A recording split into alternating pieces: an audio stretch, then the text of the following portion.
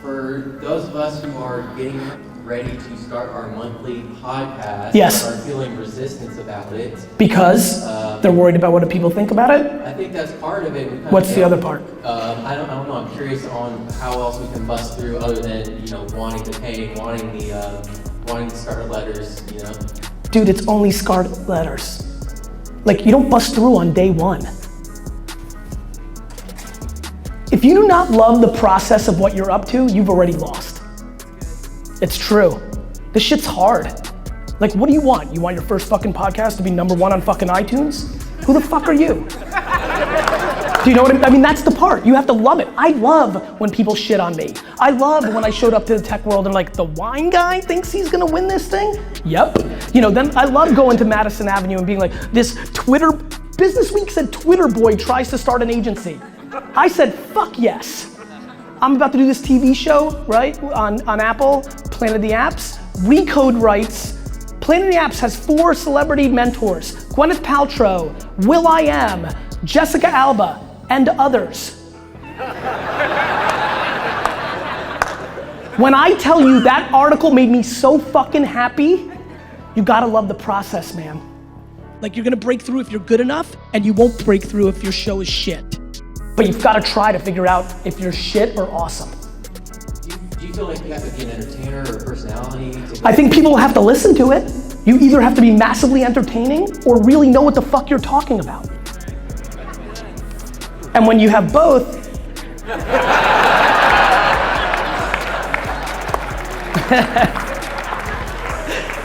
you know what I mean? But there's plenty not massively charismatic, over-the-top assassins in what they do because they fucking know their craft and they say it their way. And by the way, maybe they are better off in I'm obsessed with getting everybody to understand you have to find your medium. Maybe you're a great writer. Maybe you're great in podcasting. Maybe you're in video. Maybe you cartoon it up like Hugh McLeod, who dominates this scene of the early days of South by. Like, you gotta find the way you communicate if you wanna communicate to the world. Don't do podcasting just because it's trendy.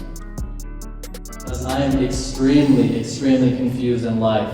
Okay. I do public speaking here and there. People invite me to speak. Okay. I'm in school full-time, taking 19 hours. I do real estate and I am making money. Okay. I don't see any business coming to me. I don't see something that I love, and I'm trying everything, but just nothing is clicking. So let's take a step back. First and foremost, bro, you're a salesman, right? Like, it was in you, just like it was in me.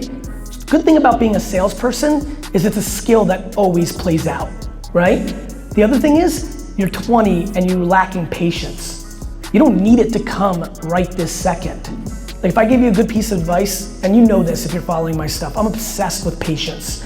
You don't have to have your eureka moment right now. You need to realize you're a salesperson, because that's clearly what you are based on the narrative you just painted.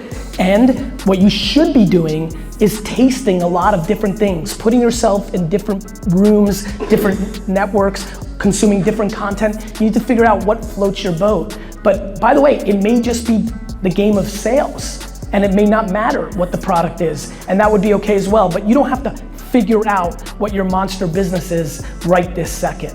And you need to be thankful for having clearly really strong sales skills, because it is a survival tactic that will always work for you. So you're saying just keep doing what I'm doing and hopefully something. Keep doing what you're doing and be on the offense to try and learn new things in the world. Cooking, fucking tires, like, I'm serious, yoga, meditation, like, just keep putting yourself out there because something might grab your heart.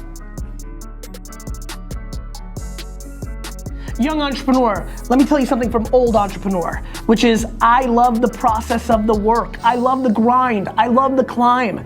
You know, I love the idea of getting to buying the jets more so than buying the jets. It's the process. To delegate out what I love would defeat the purpose. Of course, I want to spend as much time with my family as possible, but that would be lying to my soul if I didn't do what I want to do. And what I want to do for a living is build organizations, build companies, create commerce, be a salesman, be a guidance counselor, HR character, social commentate and put out content.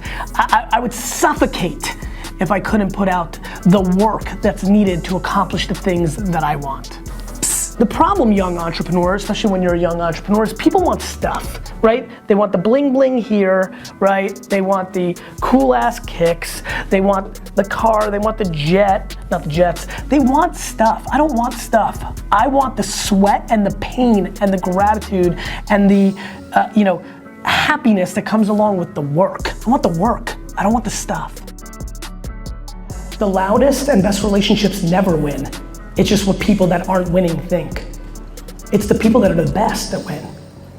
So how do you prove the market proves it for you. So let's go in detail. Like TechCrunch doesn't pick the winners, right? The Wall Street Journal doesn't pick the winners. 3 cool kids in the crowd don't pick the winners. The problem is everybody wants to be anointed a winner or best at what they do before they've actually done it. Let me just remind you and everybody else here. I built a business for 18 hours a day, every day, running a wine liquor store for 13 years every day before I ever had the audacity to come to something like this and talk. So let me tell you something amazing. If you're good enough, you will win. But if you are upset that somebody else's grandpappy got them ahead of you, then you're gonna lose. Everybody started ahead of me. I'm just catching up. And then, so just how would you then balance being ambitious to being patient? By recognizing you have no choice. Do you understand? Yes. I'm the most fucking ambitious and most patient person you've ever met, which is why I'm gonna win real big. Find your version of that. You have no choice. Who's gonna cry for you? What's the choice? Are you ambitious? Yeah. Awesome. I don't think you're as patient. Yeah, that's the problem. No shit. And the problem right now is that we're all living public lives and all this horse shit. This is what entrepreneurship and success looks like, fucking going to fucking Bali and fucking watches and private jets. It's all horse shit. Horse shit.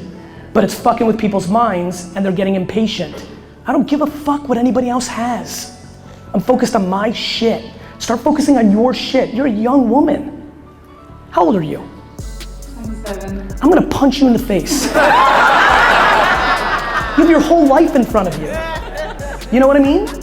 Put your head down and do whatever this thing that you want to prove that you're the best at. Hardcore. If you actually spent all your time doing instead of dwelling, you'd be much further along. Yeah. So Gary, when do you know to transition from going from defense to offense? I don't know, I try not to be on defense. But look, I think you should always be on offense. Offense is always the best defense, right? I always say to people I mentor or my companies, I'm like, look, I'd rather win a basketball game 157 to 152, right? Offense always, back to the top line revenue for the guy who had 3 businesses, offense always solves problems as long as your defense is not a complete disaster. So I just think offense is a very good mentality. And obviously it's a very clouds question, very up here. We've all got very different issues with that, but there is a trigger mindset. I'm always trying to stay on offense.